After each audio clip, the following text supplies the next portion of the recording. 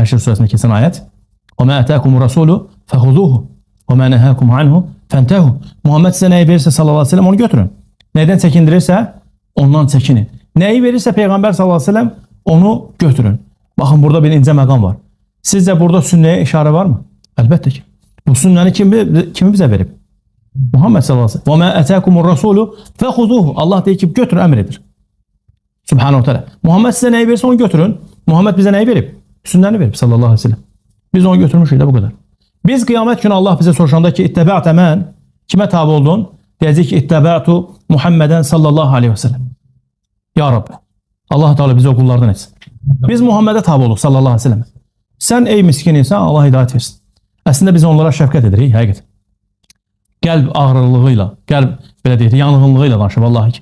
Kaş o insanlar anlayaydılar. Sən qiyamət günü sənə kimə tabe olundun deyildi ki, necə cavab verəcəksən? Əslində bu sual ümumi sualı, gözəl sual. Kim olursa olsun, kimliyindən asılı olmayaraq, Qur'anı olsun, nə bilim, yəni özünə bir məzhəb götürən olsun, kim olursa olsun. Nə xoş o insanların hala ki, onlar Muhammedə tabe olanlardır. Alın açıqlığıyla, rahat şəkildə. "İttəbə'tə mən, İttəbə'tu Muhammeden sallallahu aleyhi ve sellem." Kimə tabe oldu? Muhammedə.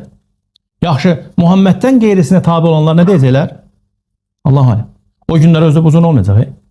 İstədiyin Allah Subhanahu deyir ki, necə ayədə, Allah kimə izin verərsə o danışacaq. Danışan adam nə edəcək? "Və qalet səvabə." Doğrunu deyəcək. Ancaq doğru danışacaq. Mümkün deyil ki, başqa şeylər danışasın.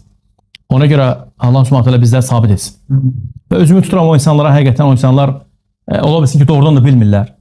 Allah hidayət versin. Allah da şahiddir ki, qəlblərimizin dərinlikləri ilə istəyirik ki, o insanlar hidayət olsunlar. Ən yaxşı onlar üçün nədir? Hidayət olmaq. Allahın kitabını, demirsiniz Allahın kitabı nə gözəl, elhamdülillah. Allahın kitabı ilə getmək, elə Allahın kitabı ilə getmək lazımdır. Amma bu kitabda Allah bizə əmr edib ki, Peyğəmbərə tabe olun.